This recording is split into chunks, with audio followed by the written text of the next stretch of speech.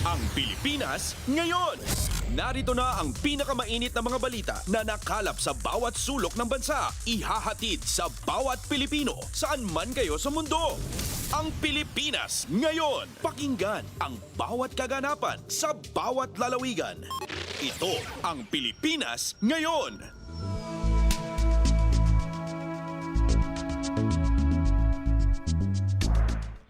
Magandang araw po sa ating mga tagapakinig. Welcome po ulit sa ating programang Ang Pilipinas Ngayon. Ito pong muli ang inyong lingkod, Steph Vicente. Samahan niyo po ako sa kabuuan ng ating palatuntunan.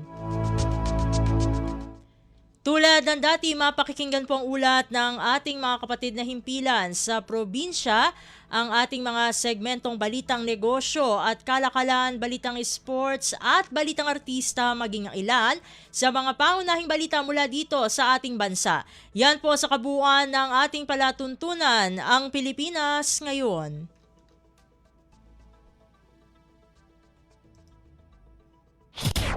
Mga kaganapan sa Kamaynilaan at mga kalapit na lalawigan dito sa Ang Pilipinas Ngayon. Bago tayo magtungo sa ating balitaan ay makakasama natin muli dito sa programang Ang Pilipinas Ngayon ang Commission on Elections o COMELEC dahil sila po ay makikipagtulungan sa ibang mga ahensya tulad po ng Department of Foreign Affairs o DFA, Department of Migrant Workers o DMW at Commission on Filipinos Overseas o CFO pagdating sa tinatawag po na Overseas Voter Registration. At alam niyo naman po dito sa ating himpilang Radyo Pilipinas World Service ay binibigyan po natin ng pansin ang mga pangailangan at interes po ng ating overseas Filipinos. Sila man po ay mga, kumbaga ay mga naninirahan o mga nagtatrabaho sa ibayong dagat. At upang magkaroon tayo ng kaunting update patungkol sa development na ito ay makakasama natin ang tagapagsalita ng COMELEC, walang iba kundi si Director John Rex Laudianco. Director Laudianco, welcome po muli sa Ang Pilipinas Ngayon. Si Steph Vicente po ito ng Radyo Pilipinas World Service. Magandang hapon po, Ma'am Steph, at sa lahat po na taga-subaybay ng Pilipinas Ngayon sa buong mundo. Good afternoon po. Good afternoon din po.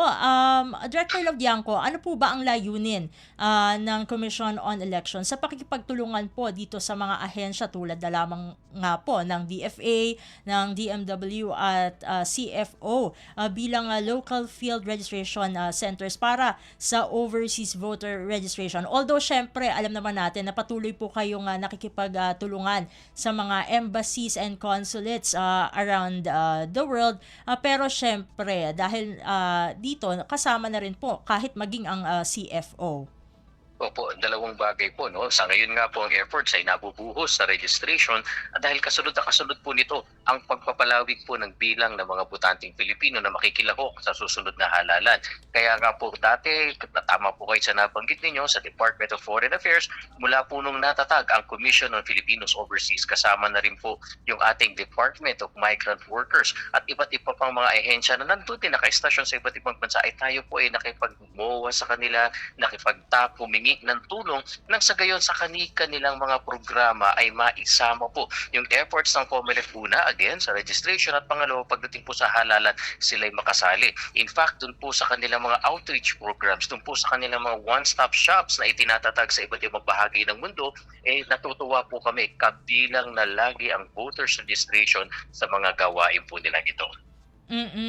At dahil nabanggit nyo na rin po yan, no, actually sa mga previous interviews din po namin with the embassies and consulates ay lagi nga po pinapaalala nga po, no, sa ating mga kababayan abroad ang pagpaparehistro upang sila po ay makaboto sa susunod na election. Pero gaano po ba kahalaga nga itong mga local field registration centers sa pagpapadali po ng overseas voter registration, lalong-lalo na po dito sa mga OFWs natin at maging sa ating seafarers?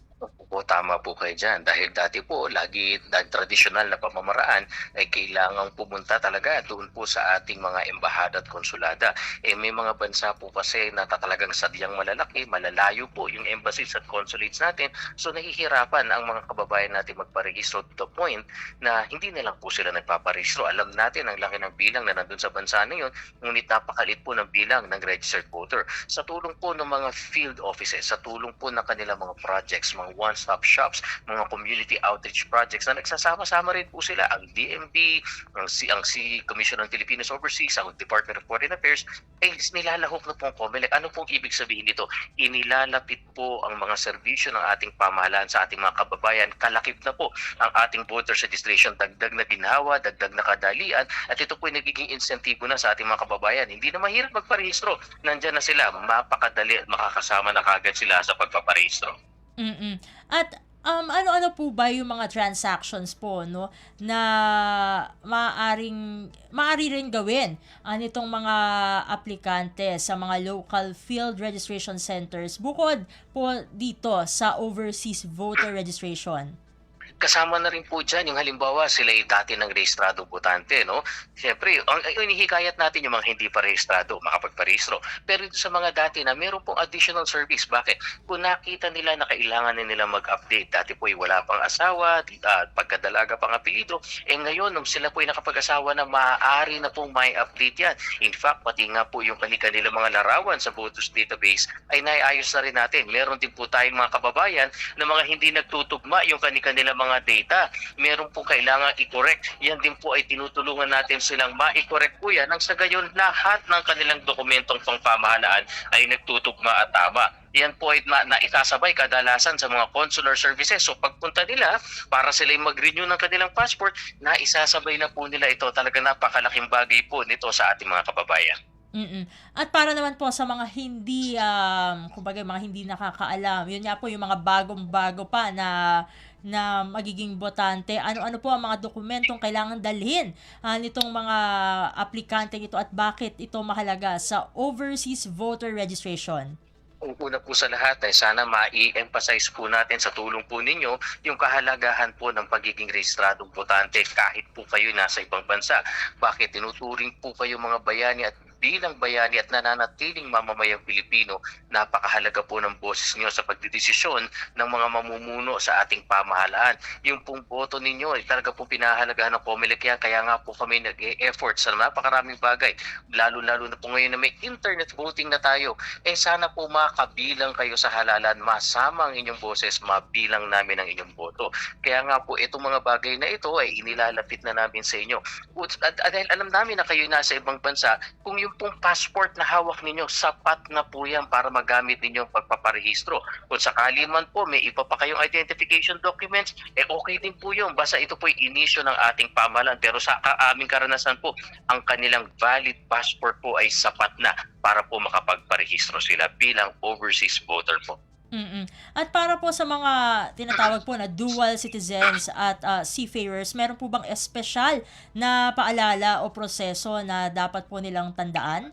Ay opo, sa ating mga kababayan, dahil po kayo mga seafarers, yung inyo pong seaman's book, alam namin, isa sa mga requirements po para makuha ninyo yan, kailangan talaga yung tinatawag natin na voter certification. At para magkaroon ka ng voter certification, dapat ikaw ay rehistrado. Kaya nga po, lalo-lalo na sinasamantala na po natin yan. Mga kababayan natin na magiging mariners, mga seamen, sila po ay mag-apply na ng registration nang sa gayo makatulong sa inyong pagiging ganap na seafarer, mapagkuha ng mga seaman's book, yung ating pong voter certificate na ngayon po ibinibigay na namin ng libre. Dati po kasi nakapag-i-issue ang COMELEC ng voters ID, ngunit ito po ay wala na mula nung itinatag yung ating national ID system. Ang kapalit na po nito ay voter certification na magagamit na ninyo pag-apply ng passport, pag-apply ng seaman's book, at bilang karagdagan tulong po, libre na po itong pinamamahagi ng COMELEC. Wala na pong bayad ito. Siguro hindi ko na po masyadong kukunin ang inyong oras po, no, Director Laudiangco. Ano na lamang po ang mensahe ng COMELEC para sa mga overseas Filipinos tungkol sa kahalagahan ng kanilang partisipasyon sa halalan at syempre yung mga important dates po na dapat tandaan, especially the deadlines po. sa ating mga kababayan po na nasa ibang bansa, tuloy-tuloy po ang ating voters registration na tatagal po hanggang 2027. Mahaba po ang period ng registration sa inyo dahil alam po natin na malayo, ngunit hindi po ito dahilan para hindi namin kayo mabigyan ng kadagdagang serbisyo. Inilalapit po sa katuwangang Commission on Filipinos Overseas ang ating Department of Foreign Affairs, ang ating Department of Migrant Workers, pati na rin ang OWA po, ang Overseas Workers and Welfare Administration, iba't ibang embahada at konsulada. Inilalapit po natin kasama ng ibang serbisyo ng pamahalaan ang ating voters registration. Kaya sana po kayo makapagparehistro nang sa gayon sa mga susunod na halalan dahil parating po sa mga bahagi po, lalong-lalo na kung inyong bansa po ay kasama doon sa internet voting. Naku, napakadali na po sa ating mga marino at seafarers. Yung internet voting po ang naging solusyon para kayo kahit nasa mga barko, naglalayag sa mga karagatan, basta may internet service, makakaboto po kayo. Pahalagahan po ang botong ito dahil ang bawat ng boses ng Pilipino mahalaga sa pagpapasya po ng kinabukasan ng Pilipinas. Maraming salamat po. Maraming salamat po muli, Director Laudianco, sa pagsama niyo po dito sa programa. Sa ulitin po, God bless po at mabuhay po kayo. Mabuhay, God bless po.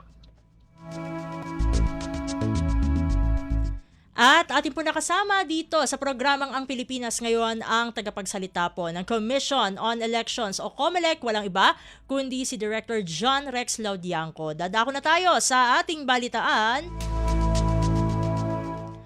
Sa mahalagang balita, Pangulong Ferdinand R. Marcos Jr. nanawagan sa lahat na mag-move forward na matapos na maibasura ang reklamong impeachment laban sa kanya. Pag-angat ng buhay ng mga Pilipino, tinututukan ng Pangulo ayon sa Malacanang. Ang detalye ng balita ihahatid sa atin ni Alvin Baltazar. Nanawagan si Pangulong Ferdinand R. Marcos Jr. sa lahat na mag-move forward na ngayong nagkaroon na ng kaliwanagan at closure sa reklamong impeachment na inihain laban sa kanya sa mababang kapulungan. Ayon kay Palace Press Officer Undersecretary Claire Castro, magandang naliwanagan ng lahat kasunod ng proseso na ipinatupad sa Kamara at nakitang walang merito ang inihaing reklamo sa Pangulo. Sana ay nakita ani Castro ng ating mga kababayan kung paano inisa-isa ng mga mambabatas ang mga akusasyon at naging malinaw sa kanila kung paano nasunod ang proseso at sa huli ay nakita ang katotohanan. At ngayon tapos na ang issue ng impeachment sa Pangulo, ipinahayag ni Castro na panahon na para mag-move on lalo't nais ng Pangulo na tumutok sa ekonomiya at maiangat ang buhay ng mga Pilipino. Pakinggan natin si Palace Press Officer Undersecretary Claire Castro. Pero ang sabi ng Pangulo, let's move forward. Dahil ang gusto po niya ngayon ay tutukan ang ekonomiya at paano maiangat ang buhay ng bawat Pilipino. Mula sa Palasyo ng Malacanang para sa Bagong Pilipinas, Alvin Baltazar, Radyo Pilipinas, Radyo Publiko. Kumpleto, detalyadong balitaan, di papahuli sa mahahalagang kaganapan. Kamustahin ang inang bayan, ang Pilipinas ngayon.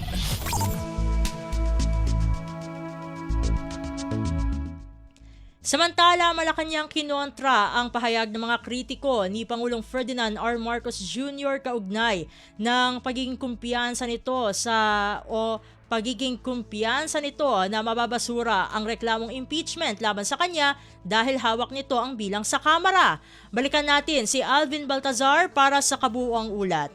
Pinabulaanan ng Malacanang ang pahayag ng mga kritiko ni Pangulong Ferdinand R. Marcos Jr. kasunod ng naging pasya ng House Committee on Justice na insufficient in substance ang impeachment complaint ni Attorney Andre De Souza at ng grupo ng Makabayan. Base kasi sa puna ng mga kritiko, sa bilang ng mga umano'y hawak ng Pangulo sa HOR, humugot ng kumpiyansa ang presidente para sa huli ay hindi na umusad ang impeachment complaint laban sa kanya. Pero ayon kay Palace Press Officer Undersecretary Claire Castro, sadyang mahina lang talaga ang nilalaman ng reklamo na kahit hindi naman mga taga-suporta ng Pangulo ay nagsabing walang merito ang inihaing reklamo. Pati niya mga constitutionalist ay una na nagpahayag na mahina ang isinampang impeachment complaint. Nilinaw naman ni Castro na ang kumpiyansang pinaghuhugutan ng Pangulo ay kaugnay ng paninindigan nitong wala siyang ginawang mali habang hindi rin naman niya hawak ng punong ekutibo kung ano ang mangyayari sa ginawang pagdinig ng House Committee on Justice. Pakinggan natin si Palace Press Officer Undersecretary Claire Castro. Hindi lang po katotohanan yan dahil po kahit po ang iba na hindi lang po talaga supporter ng Pangulo ay nagsabi po na talaga pong mahina at wala pong merito ang nasabing complaint ay kumpiyansa siya na wala siyang ginawang mali at ang lahat naman po ay naaayon sa batas. Mula sa Palasyo ng Malacanang para sa Bagong Pilipinas, Alvin Baltazar, Radyo Pilipinas, Radyo Publiko.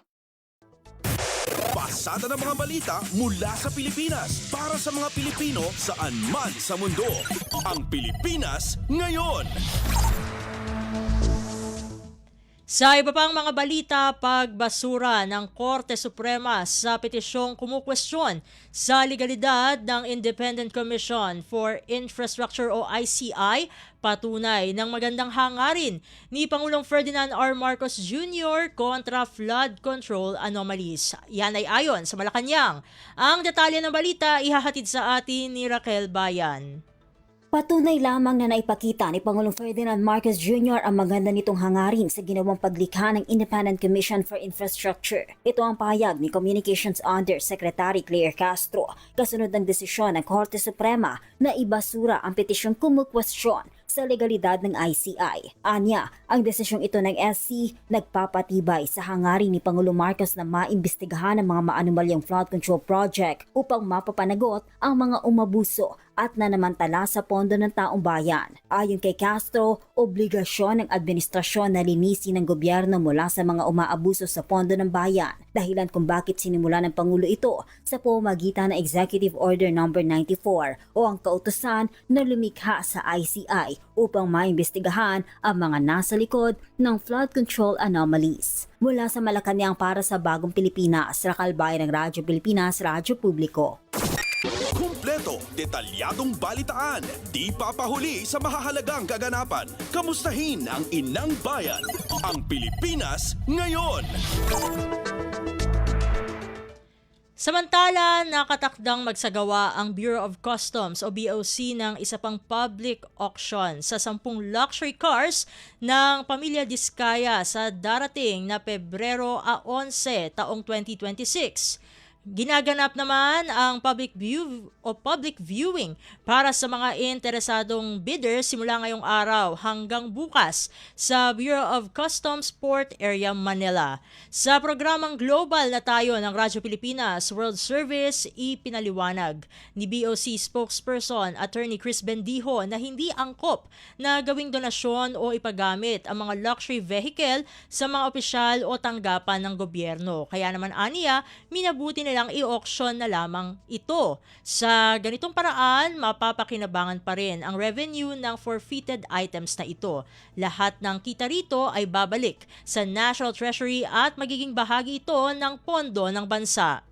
Parang hindi naman magandang i-donate ang luxury vehicle sa ibang government agency. Parang hindi rin naman magandang gamitin ng Bureau of Customs ang mga ganitong luxury vehicles, no? At lalo namang hindi rin maganda, lalong-lalo na sa kondisyon ng ating bansa, na sirain na lamang itong mga to, no? Kaya ang inclination ni Commissioner Ariel ay i-avail itong public auction at nang sa ganon, ma-convert natin into revenue, no? Itong mga forfeited items na ito, ibibenta natin at yung pondong makukuha natin ay i-remit natin sa National Treasury, no? Again, nagiging bahagi ng pondo ng ating bansa. Itong ating public auction, kung napapansin niyo ang mga pagbabagong nagawa natin, mas natitiyak natin ang transparency sa publiko, no? Bureau of Customs o BOC spokesperson Attorney Chris Bendijo. Pasada ng mga balita mula sa Pilipinas para sa mga Pilipino saan man sa mundo. Ang Pilipinas ngayon.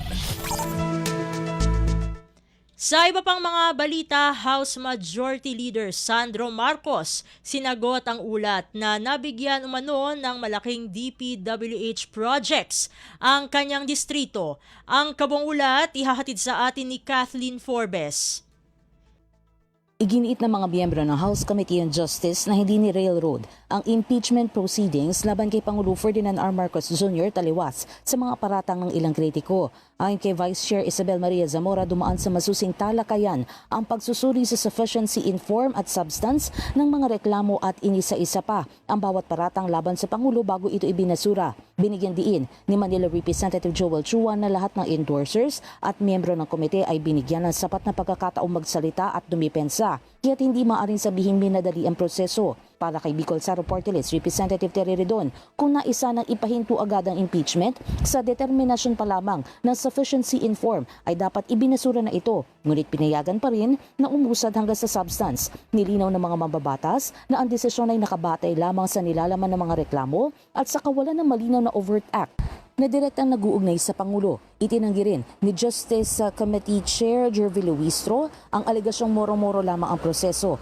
Anya makikita ng publiko ang 5 oras na deliberasyon ng komite. Giit niya, umaksyon ang Justice Panel ng patas, independent at alinsunod sa proseso ng impeachment salig sa konstitusyon. Para sa Bagong Pilipinas, Katin Forbes, Radyo Pilipinas, Radyo Publiko. Pasada ng mga balita mula sa Pilipinas para sa mga Pilipino saan man sa mundo. Ang Pilipinas ngayon.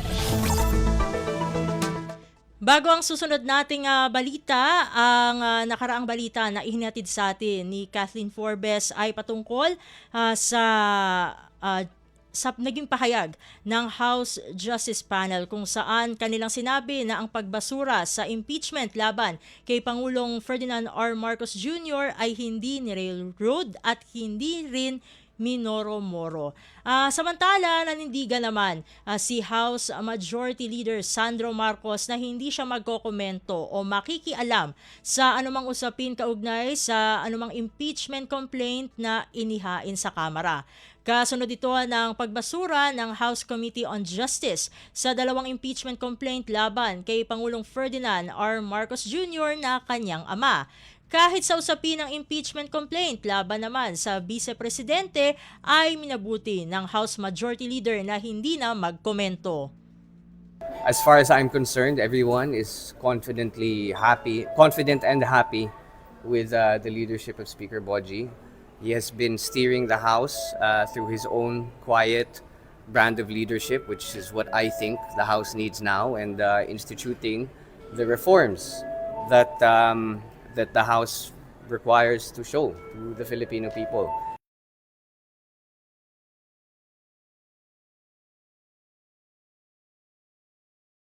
Si House Majority Leader Sandro Marcos. Pasada ng mga balita mula sa Pilipinas para sa mga Pilipino saan man sa mundo. Ang Pilipinas ngayon.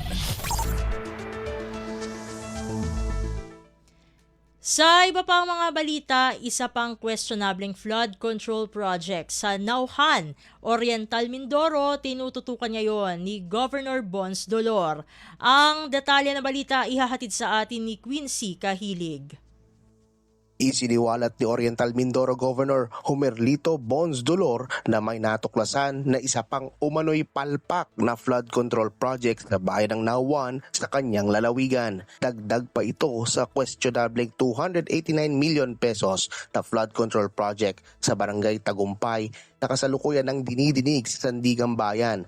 Ang kasong ito na kinakasangkutan ng dating kongresistang si Zaldico kasama ang 15 pa, kabilang ang ilang dating opisyal ng DPWH Mimaropa at mga executive ng contractor na SunWest. Ayon sa gobernador, ang isa pang maanomalyang proyekto ay nasa karatig na barangay San Andres kung saan natuklasan din na ang steel sheet piles ay may lalim lamang na 3 metro sa halip na 12 meters gaya ng naunang questionableng proyekto. Anya, 2023 pa ay sinabihan na niya ang kontraktor na ayusin ang pagsasagawa ng proyekto pero hindi ito nasunod. Narito ang pahayag ni Governor Bons Dolor. And I tell you, yung contractor na discovery ko last Saturday ay kinausap na namin noong March 6, 2023 na huwag gawin yung kanukuhan nilang yun. And yet ginawa pa rin nila. So pag di nila ito tinapos, di nila inayos, then you expect we will see each other again here. Samantala, pinasalamatan naman ni Governor Dolor si Pangulong Ferdinand Marcos Jr.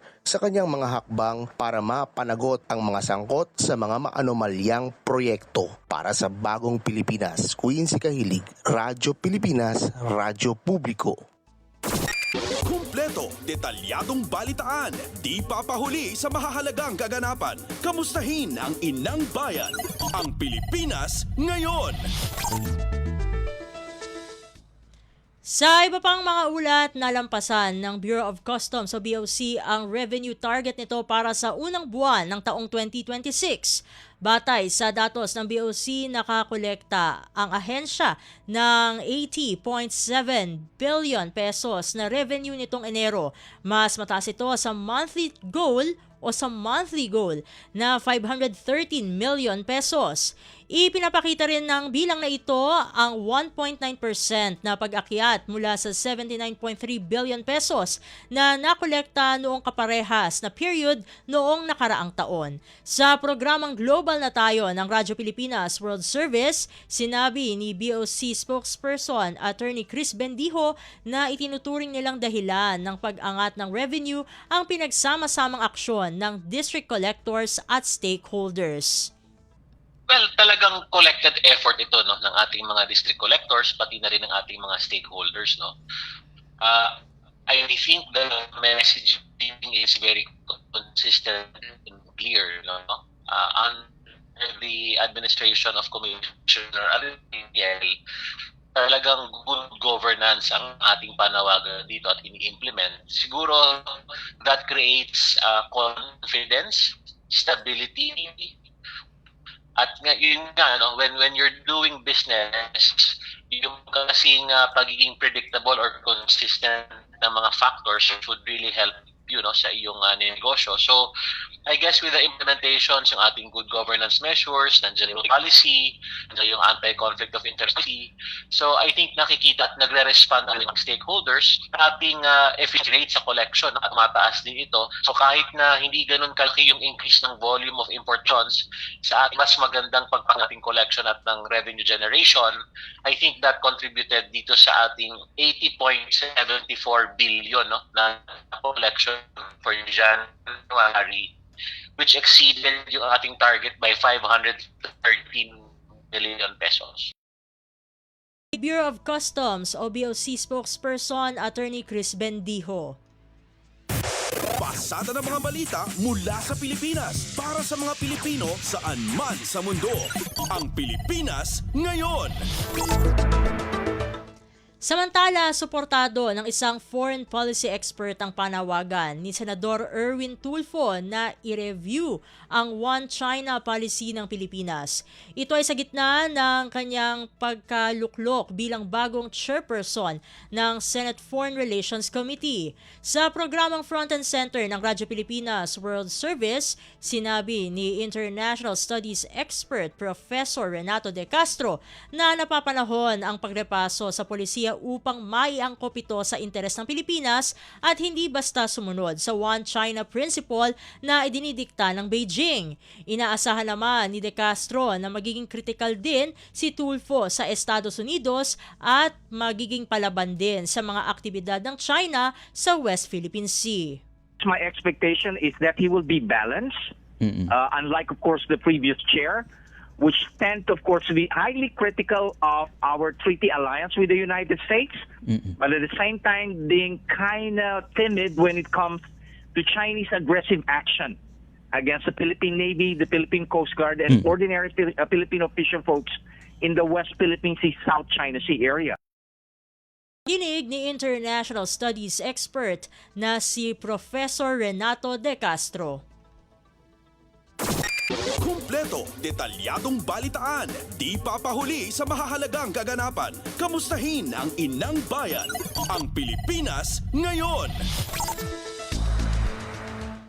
Sa iba pang mga ulat, pinuri ng International Studies expert na si Professor Renato De Castro ang inihaing Senate bill ni Senador Erwin Tulfo na ituro sa mga pamahala o sa mga paaralan ang tungkol sa West Philippine Sea. Sa programang Front and Center ng Radyo Pilipinas World Service, sinabi ni Professor De Castro na mahalagang maituro sa paaralan ang usapin patungkol sa West Philippine Sea upang maunawaan ng mga kabataan ang ating karapatan base sa 2016 arbitral ruling. That's a positive development because Filipino citizens should be aware of the most pressing national security issue that we face, and that's, of course, developments on the South China Sea, specifically, of course, understanding the July 12, 2016 Arbitral Tribunal ruling, the United Nations Convention of the Law of the Sea, and also understand the root cause of the tension and, of course, the dispute in the South China Sea, and that is, of course, the fact that we have a very powerful, strong, confident, and very and affluent neighbor that should be understood by every Filipino citizen. Now, history tells us that the South China Sea is a sea common to all. Pinayuhan ng eksperto si Senador Tulfo na iwasan ng Senado na makipagnegosasyon sa Chinese Embassy. Ang diplomasya aniya ay trabahong nakalaan lamang sa ehekutibo, partikular na ng tanggapan ng Pangulo at ng Department of Foreign Affairs. Maaari lamang itong magpatawag ng hearing si Tulfo upang alamin kung bakit tila magkakaiba ang pananaw patungkol sa foreign relations. Matatandaan na inimungkahi ni Senador Tulfo na bukas sila sa direktang dialogo sa pagitan ng Pilipinas at China sa kabila ng nangyayaring world war sa pagitan ng Filipino government officials at ng Chinese Embassy. What he could basically do is call for a hearing, but he cannot tell, of course, the executive that, this is what you should do, this is not what you should do, because that's a prerogative of the president. Prerogative also of the National Security Advisor, prerogative of the Department of National Defense, prerogative, of course, of the Department of Foreign Affairs. What I could advise them and suggest to him is he called for a hearing. Why do you have the government seemingly coming out with different voices when it comes to foreign relations issues? Ni International Studies expert Professor Renato De Castro. Pasada ng mga balita mula sa Pilipinas para sa mga Pilipino saan man sa mundo. Ang Pilipinas ngayon.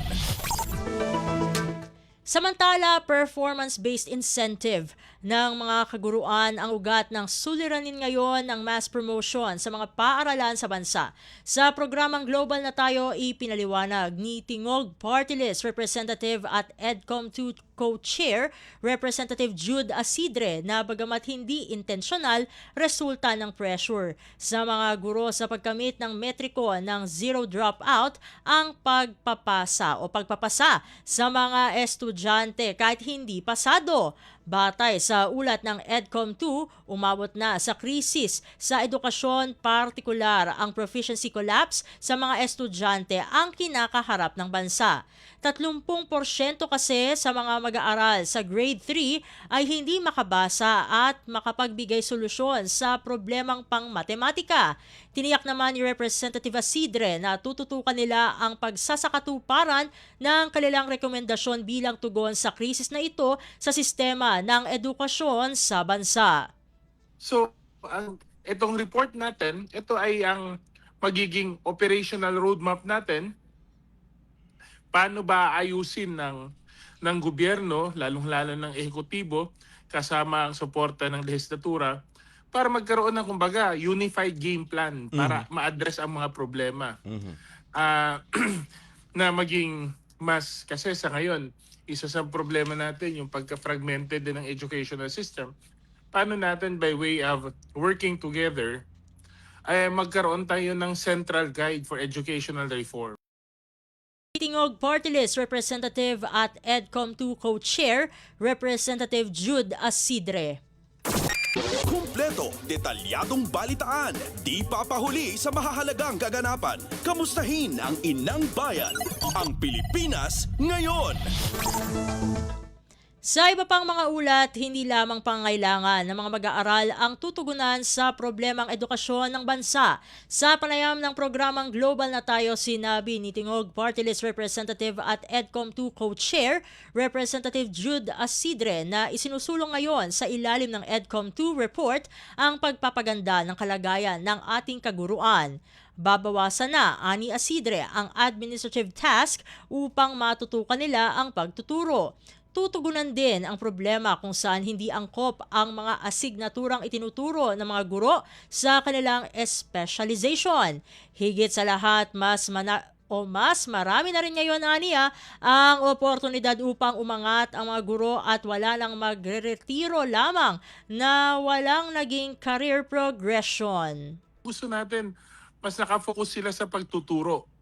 So yun, pagbabawas ng administrative function, pero meron din tayo, lalong-lalo na sa teacher training.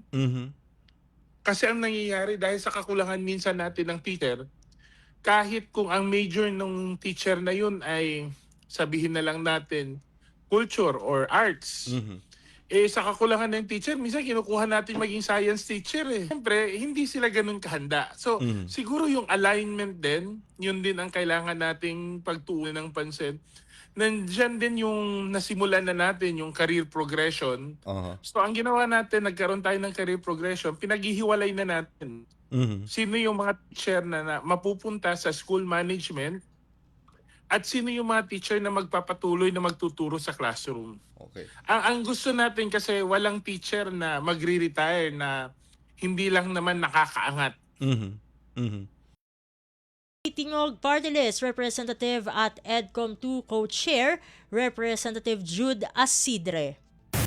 Pasada ng mga balita mula sa Pilipinas para sa mga Pilipino saan man sa mundo. Ang Pilipinas ngayon. Samantala, hindi lamang sa Pilipinas, kundi maging sa ibang bansa pinalalawig ang kampanyang laging handa sa sakuna para sa mga kababayang Pilipino. Sa programang Babangon sa Makabayang Serbisyo Publiko, iniulat ni Philippine Consul General in Honolulu, Hawaii, Arman Artalbo, na isa sa mga hamon ng mga Pilipino sa Hawaii ang kalamidad at sakuna. Kabilang dito ang mga wildfire, lindol, tsunami, bagyo at iba pa. Kaya naman, aniya, mas pinalakas ang paghahanda ng konsulada para sa proteksyon ng ating mga kababayan sa Hawaii. Sa datos ng konsulada, mayroong 383,000 na mga Pilipino o may lahing Pilipino sa Hawaii. Halos 270,000 rito ay mga migrant worker. Isa pa, Steph, na pinaghahandaan namin together with local authorities at saka yung mga community organizations natin is natural hazards and disasters. Lagi po kaming yan ang isa sa top priority ng consulate is paano maghanda. 2 years ago, if I'm not mistaken, we had the big fire in Maui, the Lahaina fire, no? Na maraming namatay. Ang Hawaii din, just a few months back, nung nagkaroon ng malakas na earthquake somewhere in Russia, nagkaroon ng tsunami alert dito. Tsunami alert, nakala namin mag-hit na malaking tsunami dito sa islands. Yesterday, napakalakas ng hangin. There were power interruptions in some areas. Maliliit lang naman, Steph, but these are natural hazards and disasters na ang gusto namin dito sa consulate ay laging handa yung mga kababayan natin in partnership with the consulate, in partnership with the local authorities, ay handa tayo sa ganong mga disasters. Consul General Arman Artalbo ng ating konsulada sa Honolulu, Hawaii. Kumpleto, detalyadong balitaan, di papahuli sa mahahalagang kaganapan. Kamustahin ang inang bayan, ang Pilipinas ngayon. Sa iba pang mga ulat, patuloy namang lumalakas ang ugnayang Pilipinas at Hawaii sa tulong ng mga organisasyon ng Filipino community sa lugar. Sa programang Babangon sa Makabayang Serbisyo Publiko ng Radyo Pilipinas World Service, tampok ang Organisasyong Filipino Chamber of Commerce of Hawaii o FCCH. Samahan ito ng mga entrepreneur, business executive at Filipino community leader na aktibong nakikilahok, nakikipag-ugnayan at naglilingkod sa mga Pinoy sa Hawaii at sa Pilipinas. Ayon kay FCCH President Elvira M. Sutherland, 70 years na ang FCCH at ito ang pinakamatandang Pilipino o Filipino business organization sa Estados Unidos. Nakatakdang magsagawa ang FCCH ng trade mission sa Pilipinas sa darating na Pebrero 28 hanggang Marso 8 taong 2026. Dito ilalatag ang mga oportunidad sa pagnenegosyo lalo na sa mga mamumuhunan sa larangan ng infrastruktura, industriya ng import o export-import, edukasyon at iba pa. So actually we're gonna have a trade mission to the Philippines on February 28 to March 8. We're gonna go to Metro Manila, Baguio, La Union, Cebu, and sa El Nido. May optional trip kami sa El Nido. So that is only one part of what we are really doing here at the Filipino Chamber of Hawaii. Filipino Chamber of Commerce of Hawaii o FCCH President Elvira M. Sutherland. Pasada ng mga balita mula sa Pilipinas para sa mga Pilipino saan man sa mundo. Ang Pilipinas Ngayon.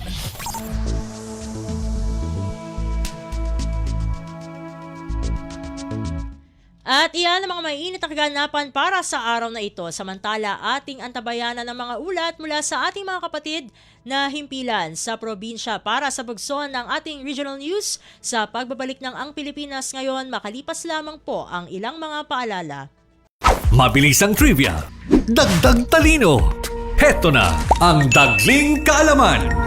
Alam ba ninyo na may malaking nutritional benefits ang pag-inom ng tubig sa tamang oras? Ang pag-inom ng 2 baso ng tubig pagkagising sa umaga ay makatutulong sa pag-activate ng katawan. Ang 1 basong tubig naman bago kumain ay makatutulong sa pag-digest ng pagkain. 1 baso ng tubig din bago maligo ay magpapababa ng presyon ng dugo o blood pressure. At ang pag-inom ng 1 baso ng tubig bago matulog ay upang makaiwas naman sa stroke at atake sa puso. Kaunting kaalaman na malaking dagdag talino. Abangan muli ang susunod na Dagling Kaalaman. Balita mula sa lalawigan sa bawat rehiyon ng ating bayan. Dito sa Ang Pilipinas Ngayon. Nagbabalik na po ang ating programang Ang Pilipinas Ngayon at narito na po ang bugson ng ating mga regional news. Dumaho muna tayo sa Luzon. Mariano Marcos Hospital tiniyak ang kahandaan kung darating man ang Nipah virus dito sa bansa. Nasabing sakit, covered naman ng zero balance billing.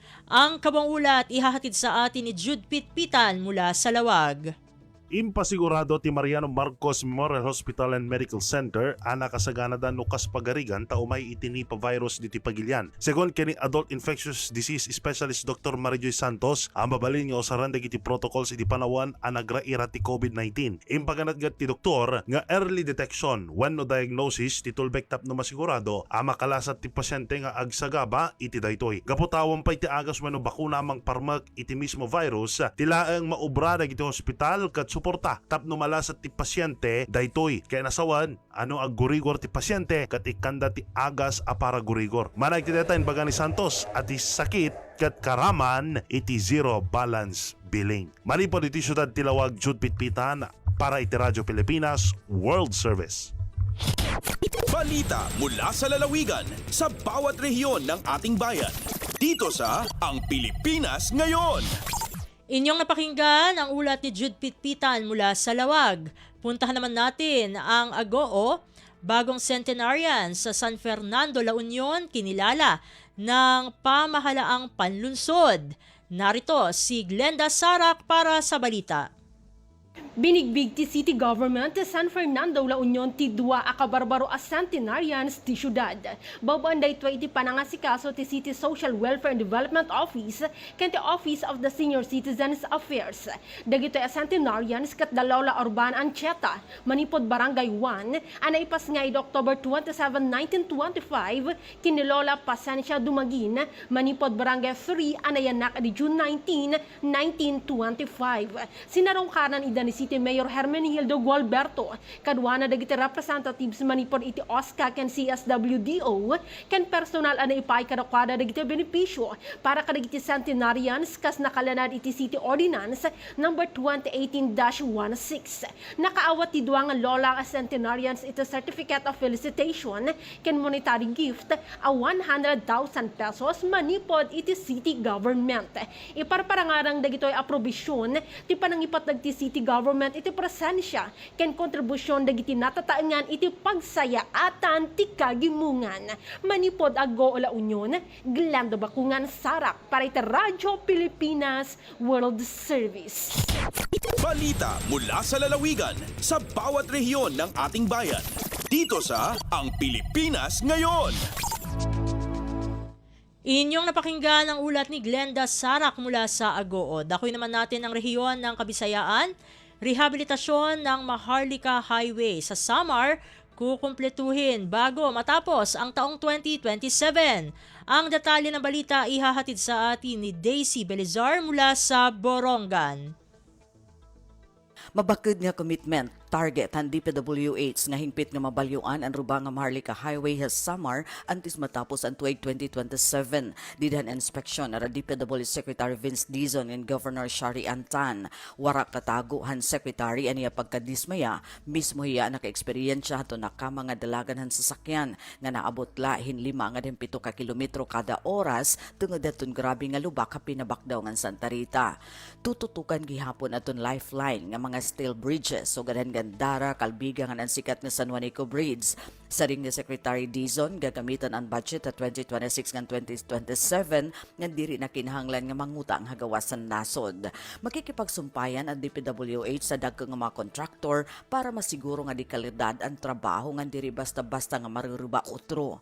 Iniinda ka nga bulig para mas madagmit nga komersyo, tika nga Luzon ngadto ha Mindanao. Tika nga Borongan City, ini Daisy Lalosa Bilizar para Radyo Pilipinas World Service. Balita mula sa lalawigan sa bawat rehiyon ng ating bayan. Dito sa Ang Pilipinas Ngayon. Inyong napakinggan ang ulat ni Daisy Belizar mula sa Borongan. Puntahan naman natin ang Sogod. DepEd 8 Regional Director binisita ang ilang school districts sa lalawigan ng Southern Leyte. Ang kabang ulat ihahatid sa atin ni Ruel Bugnos. Personal nga mabisita ang Regional Director sa Department of Education Regional Office 8 nga si Dr. Ronelo Alque Fermo, kinsang nagsilbi usab nga OIC Schools Division Superintendent sa Southern Leyte Division ngadto sa mga distrito sa Tumasopo ug Buntok. Kini nga mao nga face-to-face engagement nagtumong sa pagpakunhod sa distansya tali sa liderato ug sa mga magtutudlo ug mga kawani nga naa sa field. Duha ka mga mahindanong aspeto ang nahatagan og gibugaton sa mao nga pagbisita. Una, mao ang personal audit diin tumong niini nga masiguro nga ang tanang kawani sa DepEd sakto ang pagkabutang o gihatagan sa bugigong suporta aron nga makahatag og dikalidad nga edukasyon sa mga tinunan. Ang ikaduha mao ang updates sa reforma. Diin personal nga gipaambit ni RD Firmo ang mga bagong stratehiya o reforma nga gipatuman sa DepEd aron nga mas mapadali ang operasyon ug mapalambo ang kaluwasan sa pagtudlog pagkatuon. Dugang paniini gipangapod-apod usab ni RD Firmo ang ulat sa bayan ni Secretary Sani Angara. Kini gihimo aron nga masiguro nga ang mga magtutudlo isip mga frontliners sa edukasyon, updated sa mga kalambuan ng direksyon sa departamento sa nasudnong level. Pinaagi ning direkta nga pakigpulong sa liderato ngadto sa mga magtutudlo, gilauman ang mas hapsay ug progresibo nga edukasyon sa tibok rehiyon. Mula sa Radyo Pilipinas Sogod, ito si Ruel Bugnos para sa Radyo Pilipinas World Service. Balita mula sa lalawigan sa bawat rehiyon ng ating bayan. Dito sa Ang Pilipinas Ngayon. Inyong napakinggan ang ulat ni Ruel Bugnos mula sa Sogod. Dumako na tayo sa Mindanao. Mga pamilyang benepisyaryo ng 4Ps hinihikayat ng DSWD Region 10 na magparehistro para sa National ID. Ang detalye ng balita ihahatid sa atin ni Romy Kapinpuyan mula sa Cagayan de Oro. Giaghat sa Department of Social Welfare and Development Field Office 10 ang tanang pamilyang benepisyaryo sa Pantawid Pamilyang Pilipino Program or 4Ps nga magparehistro sa Philippine Identification System sa Philippine Statistics Authority. Sumala pa ni Kenneth Hayes Lustre, 4Ps Division Chief nga anda mutabang ang taga DSWD sa mga benepisyaryo sa pagkuha sa ilang mga national ID ug uban pang mga dokumento sa registration sama sa birth certificate. Dugang panilustre nga ang irehistro sa mga pamilyang ilang bagong gihimugso nga bata ug minor de edad sa National Registry aron maklaro ang ilang legal identity. Gikinahanglan sa mga benepisyaryo sa 4Ps ang National ID aron makakuha sa mga programa sa proteksyon gikan sa DSWD ug uban pang ahensya sa national government ug sa mga local government unit. Sa kasamtangan adunay 181,814 ka pamilya sa Northern Mindanao ang naa sa 4Ps program. Gikan sa Cagayan de Oro, Romy Kapinpuyan para sa Radyo Pilipinas World Service. Balita mula sa lalawigan sa bawat rehiyon ng ating bayan. Dito sa Ang Pilipinas Ngayon. Inyong napakinggan ang ulat ni Romy Kapinpuyan. Sa Cagayan de Oro pa rin tayo, Community Improvement Division o CID at First Community Cooperative o FICO nagbigay ng recreational goods para sa Puntod National High School ng Cagayan de Oro City. Narito ang balita mula naman kay Feza Aureliano Wano.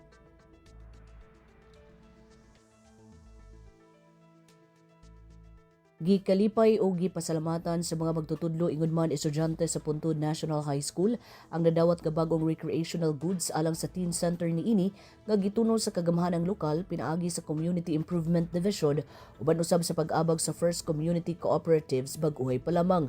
Ang turnover ceremony ug pagpinarmahay sa Memorandum of Agreement ug Deed of Donation gipanguluhan kini sa Cooperative Development Program Coordinator na si Roger M. Verna, lakip na usab ang Puntod National High School principal nga si Emily A. Tabamo.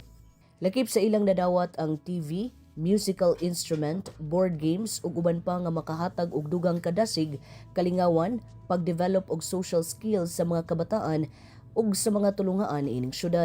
Gikan dinhi sa Cagayan de Oro City kinasata sa Aureliana Uwano para sa Radyo Pilipinas World Service. Balita mula sa lalawigan sa bawat rehiyon ng ating bayan. Dito sa Ang Pilipinas Ngayon. Inyong napakinggan ang ulat ni Feza Aureliana Uwano mula sa Cagayan de Oro. Pumunta naman tayo sa Zamboanga. Lungsod ng Zamboanga nakikiisa sa paggunita ng World Interfaith Harmony Week 2026. Narito si Shirley Espino para sa balita. Participa el Ciudad de Zamboanga na observasyon del World Interfaith Harmony Week esta semana.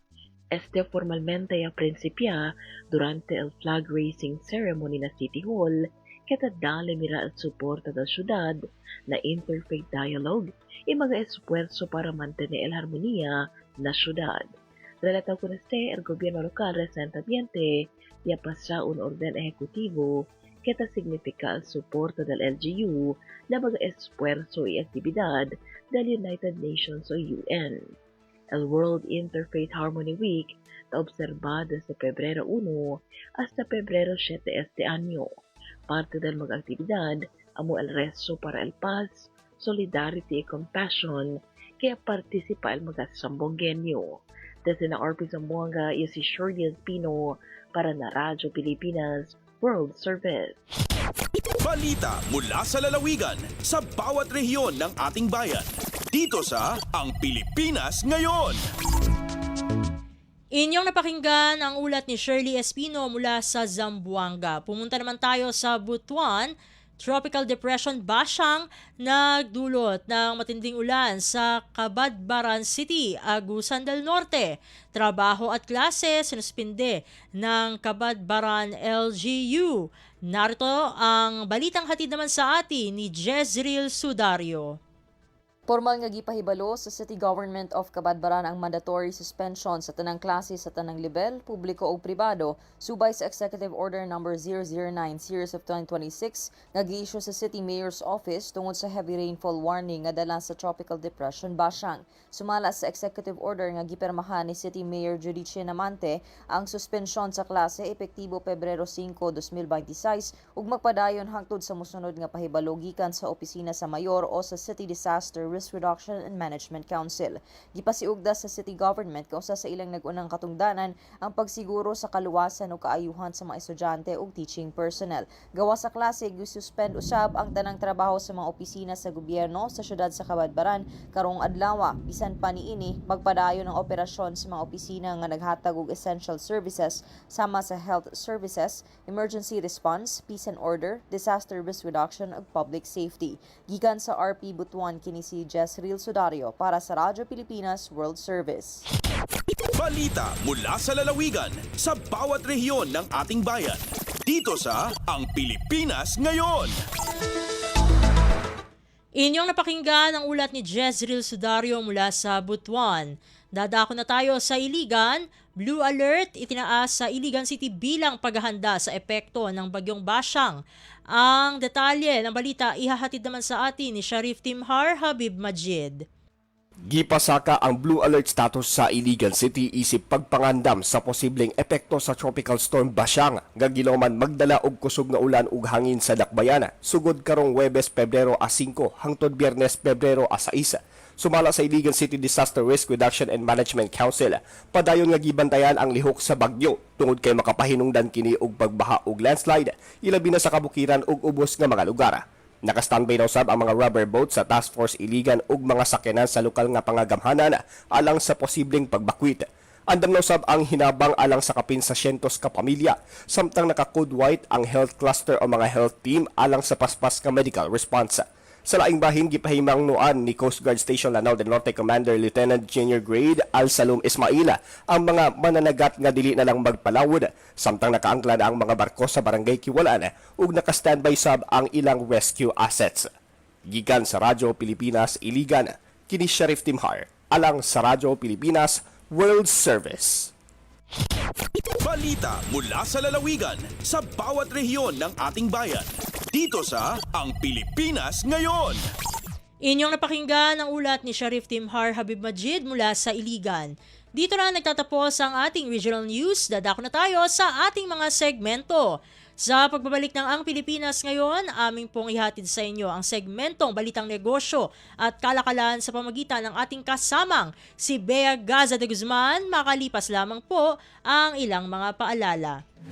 Paliwanag mo sa tao na hindi totoo yan. Dahil ang totoo, yung totoo ang dapat ninyong malaman.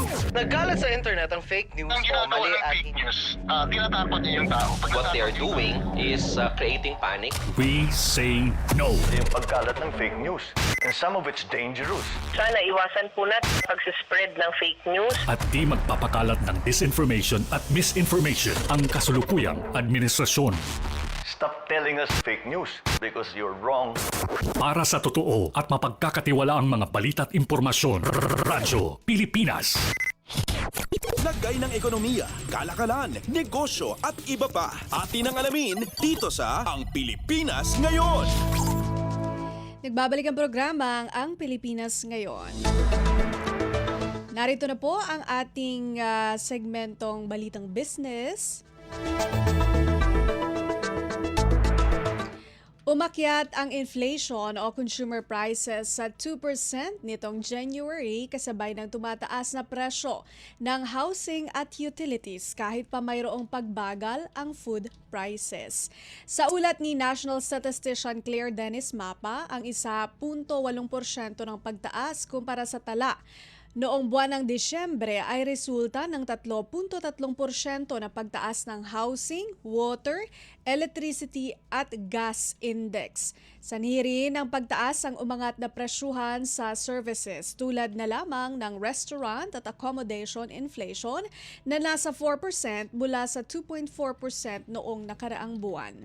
Samantala mayroong pagbagal sa food inflation na 0.7% sa tulong ng pagbaba sa presyo ng mga gulay na nasa 3.3% mula sa 11.6%. May bahagyang pagtaas din ng inflation sa sektor ng kalusugan, 3% at personal care, 2.6%. Ngunit na-offset ito ng 0.3% na pagbaba sa transport costs, pati na rin sa edukasyon at sa alcohol beverages. Lagay ng ekonomiya, kalakalan, negosyo at iba pa. Atin ang alamin dito sa Ang Pilipinas Ngayon. Kinakailangang lalong palakasin ang sektor ng paggawa o manufacturing at agrikultura upang palawigin at suportahan ang pagrecubre ng ekonomiya ngayong taon ayon sa ekonomista. Sa ulat naglabas ng pagtataya si Bank of the Philippine Islands o BPI Senior Vice President at Lead Economist June Neri na magkaroon ng economic rebound sa ikalawang half ng taon na may full year growth na nasa 5.1%, Mas mababa ito sa 5% hanggang 6% na target ng gobyerno. Nananatili ang consumption bilang pangunahing nagtutulak sa ekonomiya ng bansa at sinusuportahan ito ng mga remittance mula sa mga overseas Filipino worker at business process outsourcing sector.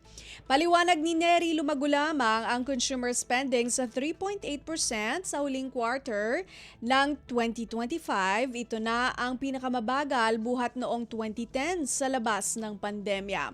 Mababa rin ang domestic growth sa ikalawang half ng nakaraang taon dahil sa mababang government spending kasunod ng kontrobersya ng flood control projects. Binigyang diin ni Neri na dahil dito kailangan palakasin ang agrikultura, paggawa at konstruksyon upang itulak pataas ang ekonomiya. Nagbabala ito hinggil sa vulnerabilities at iginiit na ang mas diversified economy ang mas tiyak na makakatabla ng mga future shocks.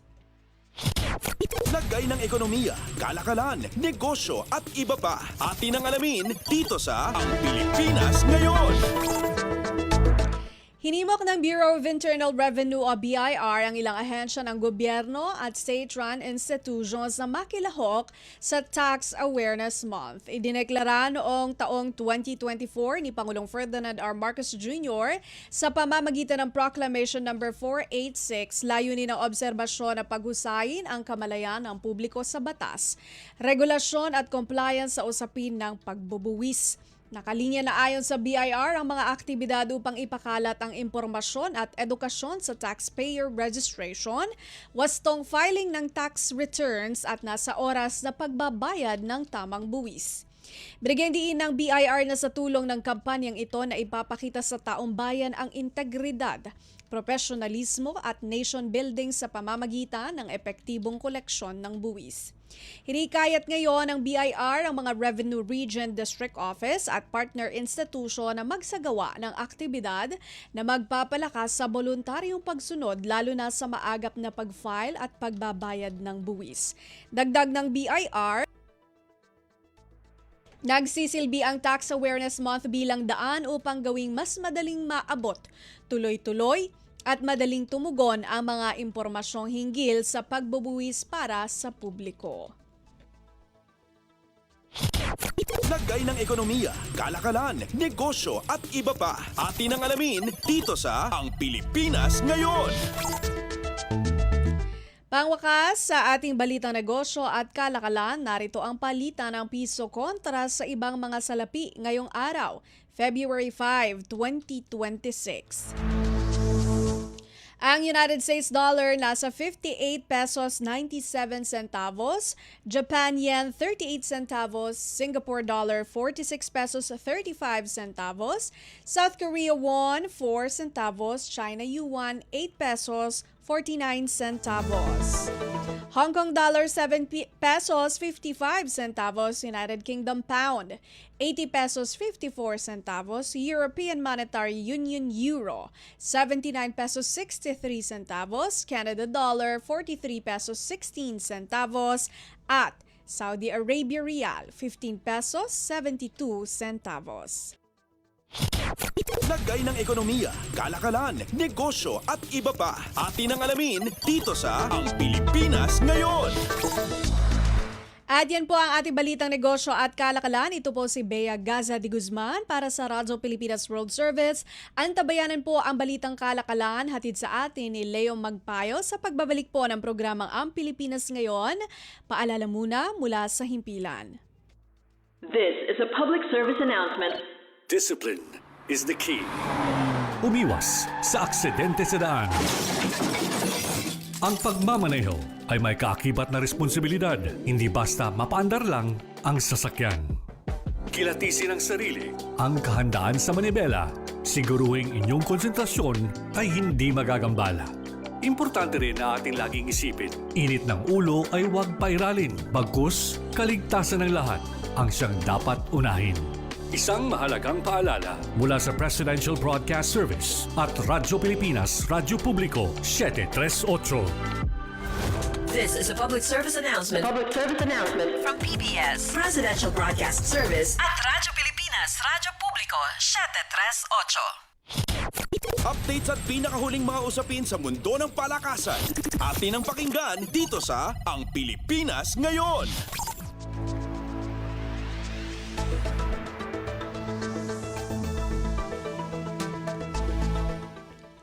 At nagbabalik po ang ating programang Ang Pilipinas Ngayon. Samantala, narito naman po ang sports balita.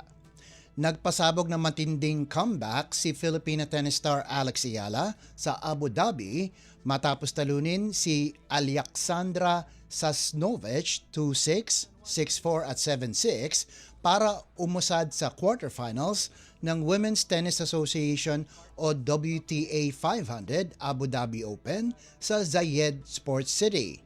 Mula 0-4 sa final set, unti-unting bumangon ang world number 45 na pinasigla ng karamihang Pinoy crowd na tumayo sa tuwa nang umabot siya sa match point 6-5. Napilit sa tiebreak si Ayala pero nagkaproblema si Sasnovich sa crucial points kaya't naisara ng Pinay ang halos 3 oras na thriller. Susunod na makakaharap ng 20 anyos na Pinay ang number 2 seed na si Ekaterina Alexandrova na dumispatcha kay Diana Yastremska 6-3, 6-0.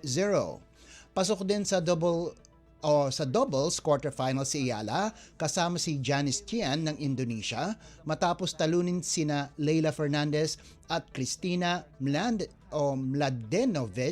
7-5, 3-6 at 10-6. Sa iba pang aksyon, nagpatuloy ang giant slaying run ni Sonay Kartal ng Great Britain matapos talunin si Renata Zarazua 6-0 at 6-3 habang si Sara Bejlek ng Czech Republic ay nagulat kay number 7 seed Yelena Ostapenko 6-4, 6-3. Panalo rin sina Carla Towson ng Denmark kontra Simona Waltert 6-3, 6-1 at si Hailey Baptiste ng Estados Unidos na pinatalsik si number 4 seed Emma Navarro 7-6, 0-6, 6-3. Sa doubles, haharapin nina Ayala at Tian ang number 2 seeds Christina Buxa at Shuai Zhang na tinalo ang Kichenok Twins 6-1, 6-4. Pasok na rin sa semifinals ang pares na Sofia Kenin at Desiree Quaksik at Ekaterina Alexandrova at Maya Joint habang sina Teresa Mahalikova at Olivia Nichols ay umusad matapos ang dikdikang 5-7, 7-5, 10-8 na panalo. Updates at pinakahuling mga usapin sa mundo ng palakasan. Atin ang pakinggan dito sa Ang Pilipinas Ngayon. Connect our graduates to employers.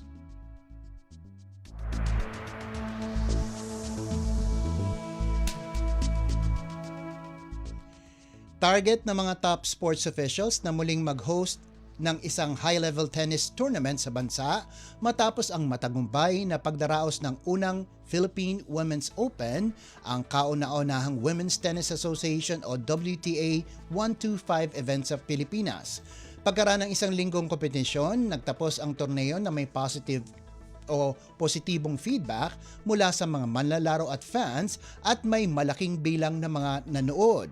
Dahil dito, muling nagpahayag ang Philippine Tennis Association o PhilTA at ng Philippine Sports Commission o PSC ng interes na mag-host ng isa pang WTA 125 o posibleng mas mataas pang level ng torneo.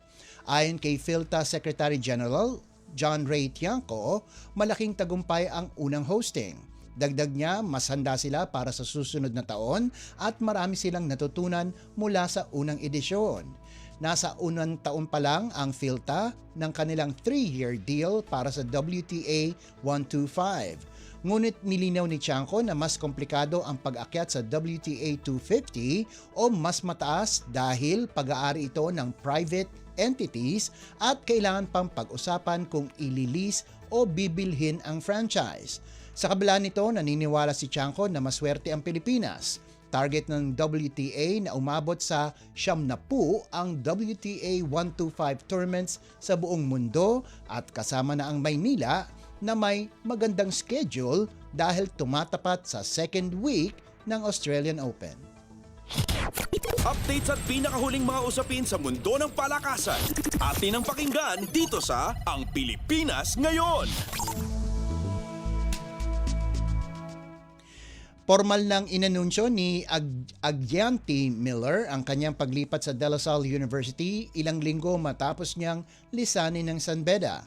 Kinumpirma ng 22 anyos na guard ang kanyang commitment sa pamamagitan ng social media nitong Miyerkules, isang malaking dagdag para sa reigning UAAP champions.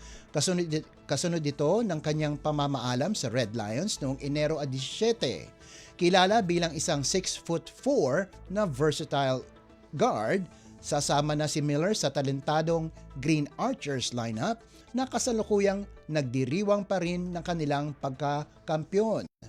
Parehong nagkampiyon ang La Salle at San Beda sa kani-kanilang liga sa UAAP at NCAA. Ang paglipat ni Miller ay kahalintulad ng ginawa ni Jacob Cortez na umalis din sa San Beda matapos ang kanilang NCAA Season 99 title run.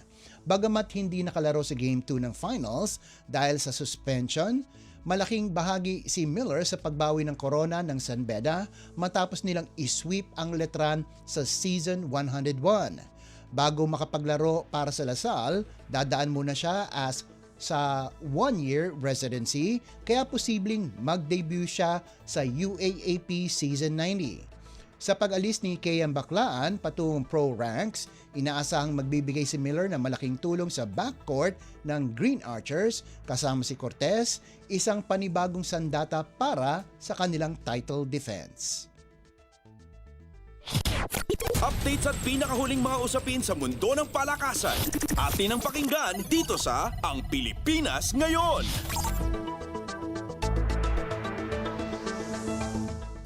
Nagpasiklab muli si Jan Ruther Abor sa NCAA Season 101 Men's Volleyball matapos maghatid ng 36 na puntos para sa Emilio Aguinaldo College sa kanilang 5 set na panalo kontra Arellano University 24-26, 25-17, 25-27, 25-21 at 15-11 nitong Miyerkules. Nakagawa si Abor ng 30 attacks at 6 na blocks, ang kanyang pangalawang 30-point game ngayong season para itulak ang Generals sa kanilang ikatlong magkakasunod na panalo at 3-1 record habang tinikman ng Chiefs ang kanilang unang talo para sa kaparehong 3-1 kartada. Nagambag sina Ralph Tamayo at Frelwin Takulog ng tig 18 puntos at nagrehistro si Takulog ng 24 na receptions para patatagin ang depensa ng EYAC laban sa Arellano na galing sa 3 sunod na panalo. Si Abor, na halos buong nakarang season ay nawala dahil sa injury, ay naging sandigan ng Generals sa deciding set. Nagpasimula siya ng 5-1 run, sinundan ng cross-court attack para sa 6-2 abante at pinalobo pa ito sa 10-4 bago nakabawi ang Chiefs sa 4-1 rally. Hindi na nakompleto ang Arellano ang pagtatangkang comeback. Tinapos ni Takulog ang isang open hit bago tuluyang isinara ni Abor ang laban sa 2 magkakasunod na kill. Ito na ang pangalawang 30-plus game ni Abor matapos ang 32 points kontra Lyceum. May 26 din siya sa laban ng Letran at 27 sa panalo kontra San Beda. Pinangunahan ni na Gwen Sinuto at AC Ginto ang Chiefs sa 19 at 16 na puntos habang may 16 at 13 sina CJ Dominguito at Daniel Agovida. Updates at pinakahuling mga usapin sa mundo ng palakasan. Atin ang pakinggan dito sa Ang Pilipinas Ngayon.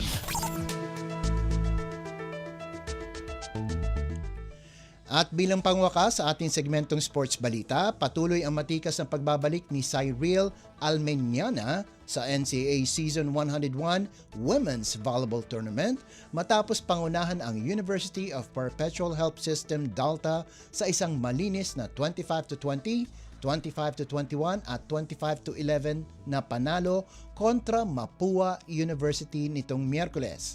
Nagbuo si Almeñana ng 18 puntos at 8 digs sa kanyang comeback season matapos ma-injure noong season 100 habang nananatiling perpekto ang Lady Altas sa 4-0 kartada sa Group A. Nagambag din sina Geraldine Palacio ng 12 puntos at Gemaline Menor ng 11, habang matatag ang depensa ni libero Joanna Lozano na may 11 digs at 7 receptions. Ipinakita ng Perpetual ang kanilang dominasyon laban sa Mapua, lalo na nang umarangkada sila sa 16-9 abante matapos ang attack error ni Nicole Ong. Bumawi man si Ong sa quick hit, agad nagpasiklab si Almeñana sa isang 4-0 run para gawing 20-10 ang lamang. Hindi na nakabawi ang Lady Cardinals. Sunod-sunod na pumuntos si Camille Bustamante mula kaliwa bago tinapos ni Palacio ang laban sa isang solidong block kay Francesca Esteban. Pinangunahan nina Freyan Garcia at Raisa Ricabalanca ang Mapua sa 11 at 10 puntos. Updates at pinakahuling mga usapin sa mundo ng palakasan. Atin ang pakinggan dito sa Ang Pilipinas Ngayon. At yan ang pinakahuling balita sa larangan ng palakasan. Ito po si Leo Magpayo. Samantala, antabayanan nyo naman po ang ating segmentong Balitang Artista na ihahatid sa inyo ni Mama JT. Yan po sa pagbabalik ng ating programang Ang Pilipinas Ngayon, pagkalipas lang ng ilang paalala. Time to celebrate kulturang Pinoy, tradisyon, musika, sining, literatura at iba pa. Anything and everything fun and Filipino. Ito ang Pinoy Kultura. Naaalala niyo pa ba ang mga katagang ito? Amoy pawis, amoy araw. Ano ba yan? Puro sugat ka na naman! Bakit wala na naman kapares yung tsinelas mo? Ang dungis mo! Ma! Tama na! Ayos lang, di ba? Masaya naman tayo naglalaro sa kalye ng sipa, patintero, agawang base, habulan, jolen, trumpo, text, at marami pang iba. Some Filipino games just show how creative we are. All we need are players and nothing else. Ang saya balikan ng ating kabataan. Kain, tulog, laro, laro, at laro. O ano, game na? Pagkabilang kong 3, Pansamantala po muna natin puputulin ang programang Ang Pilipinas Ngayon upang pakinggan ang talumpati ni Pangulong Ferdinand R. Marcos Jr. sa launching ng TESDA Skills Passport mobile application sa San Juan City. Pakinggan po natin ang Pangulo. Mula sa Presidential Communications Office at Radyo Pilipinas, ito ang Presidential Live Event. Presidential Live Event.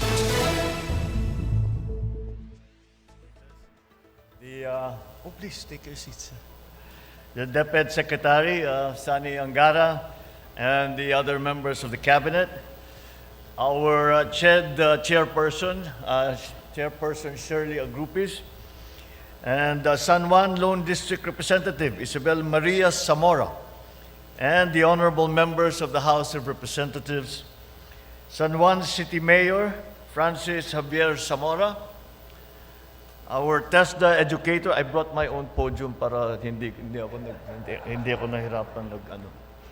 Our TESDA educators and learners, my fellow workers in government, distinguished guests, ladies and gentlemen, good afternoon. Ngayon ay inilulunsad natin ang isa na namang reforma upang mas mapadali ang serbisyo para sa ating mga kababayan. Ito ngayon ang TESDA Skills Passport Mobile Application. Isang hakbang ng pamahalaan upang mas mapalapit ang kasanayan at oportunidad sa bawat Pilipino. Sa panahon ngayon, hindi na talaga mahihiwalay ang teknolohiya sa ating mga buhay. Halos lahat konektado sa internet. Halos lahat may access at gamit ang cellphone. Pag-aaral, pakikipag-usap, pati trabaho, digital na rin. Kaya't gagamitin natin ang teknolohiya at ang pagkakataong ito upang makasabay sa takbo ng panahon at mapalawak ang oportunidad para sa ating mga kababayan. Likas namang masipag at mabilidad ang manggagawang Pilipino. Ang kailangan lamang ay mas maraming oportunidad upang magamit ang kanilang galing at pagsisikap. Ang edukasyon at pagsasanay ang puhunan natin para sa isang maunlad na kinabukasan. Kaya, Todo buhos ang aking administrasyon ng pondo at suporta para sa edukasyon. Lagpas sa 1 trilyong piso ang inilaan natin para sa edukasyon ngayong taon. Patuloy rin natin pinagtitibay ang suporta sa kasanayan at sa pagsasanay. Sa taong 2026, halos 20 bilyong piso ang inilaan ng pondo para sa TESDA. Ito ang pinakamalaking budget na kanilang natanggap upang mapalawak naman natin ang mga programa sa scholarship at saka mga skills training. Ngunit, bukod pa sa pagpaparami ng mga training at scholarship, lalo pa natin pinapadali at pinapalapit ang mga oportunidad sa ating mga kababayan. Sa pamamagitan ng TESDA Skills Passport mobile application, may all-in-one na digital platform na tayo.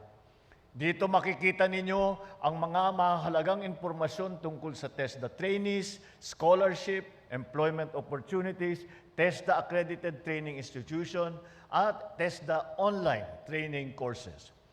Meron din itong function na tumutulong sa mga gumagamit na planuhin ang kanilang mga pagsasanay.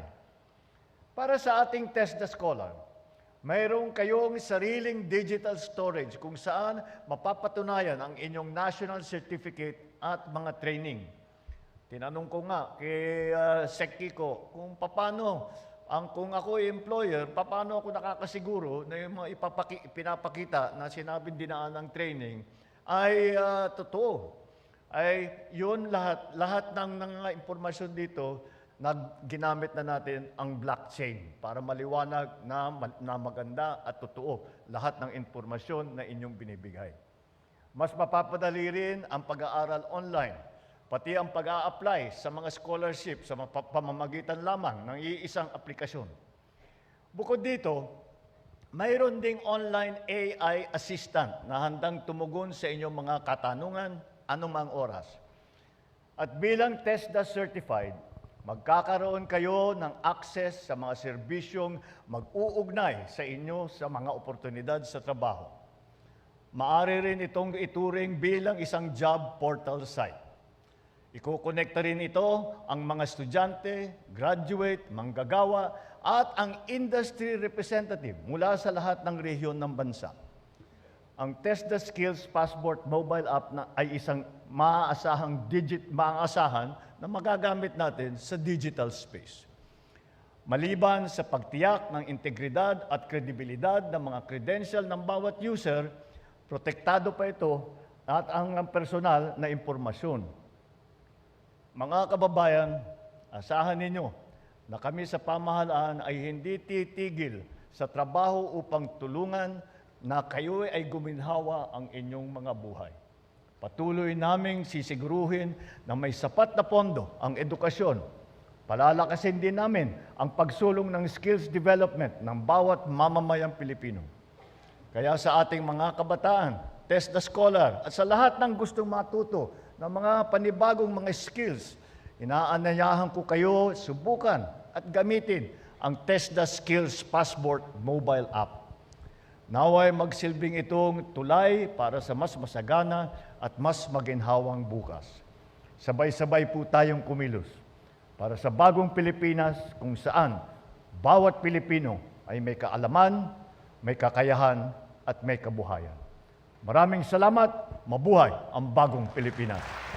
Thank you very much, Mr. President.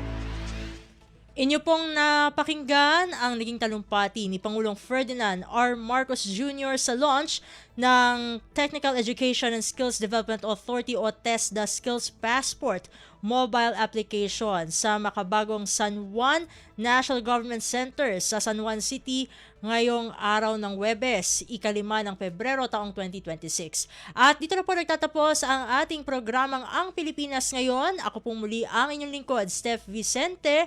Isang mapagpalang araw po sa ating lahat. At yan ang Pilipinas Ngayon. Muling samahan sa parehong oras at alamin ang pinakahuling mga kaganapan at balita saan man kayo naroon. Ang Pilipinas Ngayon.